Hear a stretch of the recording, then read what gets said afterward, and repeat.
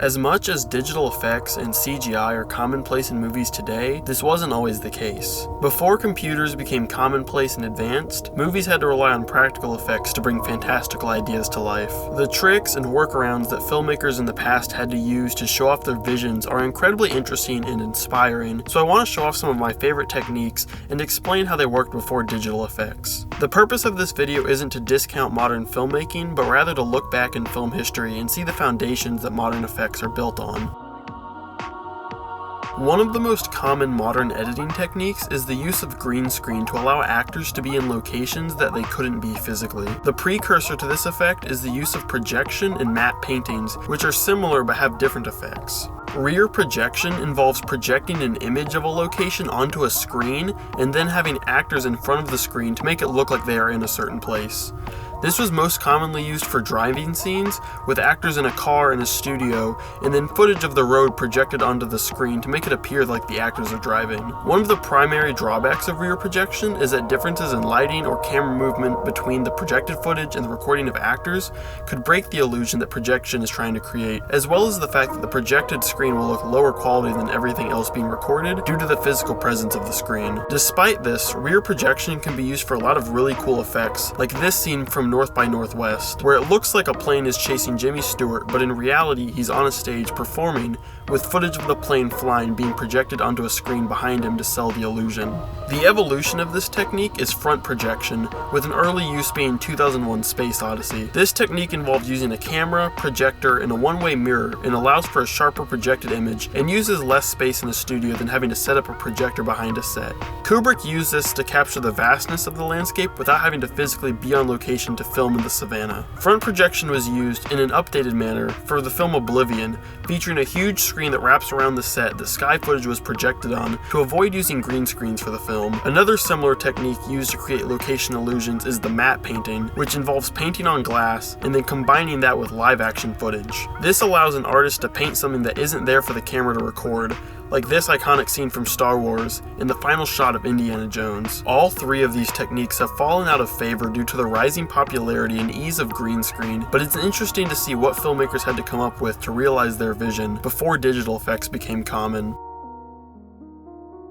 One of the most common uses of CGI is having things be destroyed that can't normally be destroyed, like a building, or having objects present that can't feasibly be built, like a large ship in a science fiction movie. Before digital modeling was commonplace in movies, filmmakers had to physically create everything for a movie in one way or another, so a common technique was to use miniature models to create something complex in a more manageable way. Miniatures were often used for scenes where something big needed to be destroyed, but it would be impossible to destroy the real thing, like this scene from Independence Day, with a scale model being made of the city and various buildings and then filmed as they were destroyed. When done properly, the miniature models are indistinguishable from the real thing, so you get the effect of this big structure being destroyed without having to spend money building something huge just to destroy it. Sometimes filmmakers don't need to destroy something, but are unable to build something as large as it would realistically need to be, so they turn to miniature models to build the illusion. You can see this in Star Wars with all of the spaceships. In order to create the illusion of ships flying around and fighting, miniature models were recorded against blue screen, with the blue being later removed so that the isolated ships can exist in the frame with other things. The destruction of these models was also done practically to sell the illusion of the space battles in the film. It would have been impossible to physically create accurate sized ships or create digital models of the ships, so using miniatures was the best solution at the time to represent these structures, although modernly CGI would likely be used for ships in Star Wars and the destruction of buildings for Independence Day. CGI currently is used to create characters that previously would have been made through prosthetics and costume design, characters like the Predator and the Alien. These characters were brought to life by a real human wearing a suit that physically existed, giving a realer feel to the look of the creature and allowing for better performances than a 3D model, since you have a real person as a monster interacting with actors on set, rather than relying on motion capture. Although reusing real suits gave better performances with a humanoid creature like the Predator, it's difficult for a human to portray a creature that doesn't behave like a human, like the xenomorphs in Alien. The xenomorph suit looks amazing in the film, but the range of what actions can be done, especially compared to later Alien films, is limited as a result of needing a human performer. The use of physical suits as opposed to digital models is a trade-off between authenticity and fantasy, but Guillermo del Toro's use of physical monster suits in his movies aims to bridge that gap. Del Toro uses practical effects for the creatures in his films, most notably the fawn in Pan's Labyrinth and the amphibian from Shape of Water,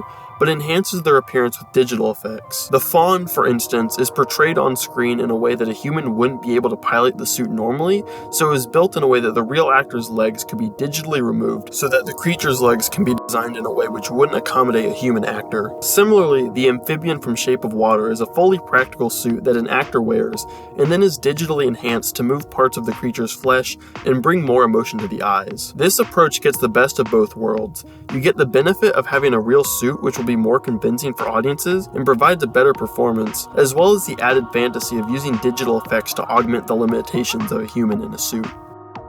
As digital effects technology evolves over time, there is less and less need for the practical effects of the past. Despite them not being as efficient or cost-effective, I think some of these older techniques can go a long way towards making a film more believable, and the limitations of having to physically create something can lead to a lot of creativity on set. There's no right or wrong way to make a film, and some of my favorites combine both practical and digital effects to get the best of both worlds. There are a ton of movies with great effects, both practical and digital, so let me know your favorite special effects in a movie, and subscribe to get video essays about movies every week. Thanks for watching.